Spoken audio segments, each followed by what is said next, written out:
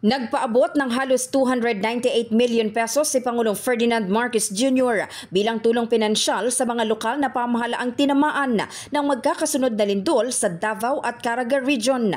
Sinabi ito ng Pangulo sa isang situation briefing kasabay ng ginawa niyang pagbisita sa lugar ngayong araw para personal na inspeksyonin ang lagay ng mga apektadong residente. From the Office of the President, we have put aside 50 million pesos for the province of Davao Oriental.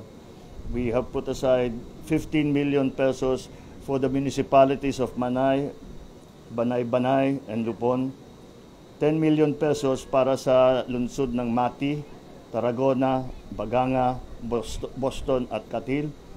Tigli 5 milyong piso sa municipality na Caraga at San Isidro at 3 milyong piso para sa municipality ng Governor Generoso. Well, it's up to the LGU kung paano nyo gagamitin ito. Yung iba ginagamit para pang-augment doon sa ginagawa ng DSWD. But the reason na binibigay namin itong pondo sa inyo dahil as a former governor, I know that lahat ng bawat lugar may kaibahan sa pangangailangan.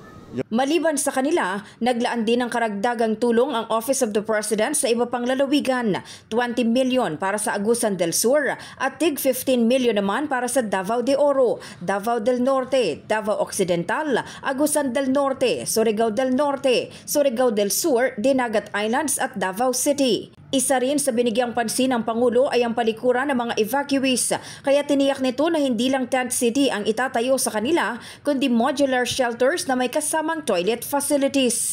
Again, I always worry about toilet facilities. I worry about disease.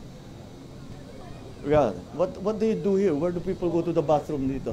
Sir, for wash facilities, usually sa camp management, DSWD, but we also watch the toilet facilities, usually portalet, pero kinukulang na raw sila. So, common yan. Okay, modular shelter units. Okay, the modular, pag natayo na yan, may kasama yan na, na toilet facilities, water supply, electrical supply, common kitchen, yung para talaga kumpleto naman sa pangangailangan ng nandoon.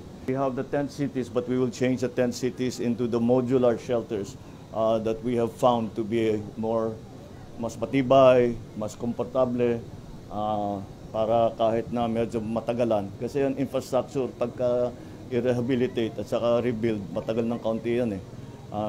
So, we will have to find a place na maganda naman ng kanilang lagay. Sa huli, sinabi ng Pangulo na hindi iiwan ng pamahalaan ang mga nasa lanta at sisiguraduhing makakabangon muli ang bawat pamilyang naapektuhan ng nasabing lindol. Ang lagi kong sinasabi sa ating mga nagiging biktima, pagka may sakuna kagaya nito, ay lagi kong sinasabi na huwag kayong magdadalawang isip kung anong pangangailangan ninyo, sabihin ninyo sa amin. Kung kaya namin dalhin, kaya namin ibigay, gagawin namin. At hindi ito pangminsanan lamang. Hindi kami aalis dito, hindi aalis ang DSWD, ang DOH, ang DPWH, lahat na yang DSUD, ang at CDO, lahat wala sa aming aalis dito hangga't lahat ng the citizens na natamaan ay nakabalik na sa more or less na normal na buhay. In the heart of changing lives, ako si Brigada Maricar Sargan ng 105.1 Brigada News FM Manila, The Music and News Authority.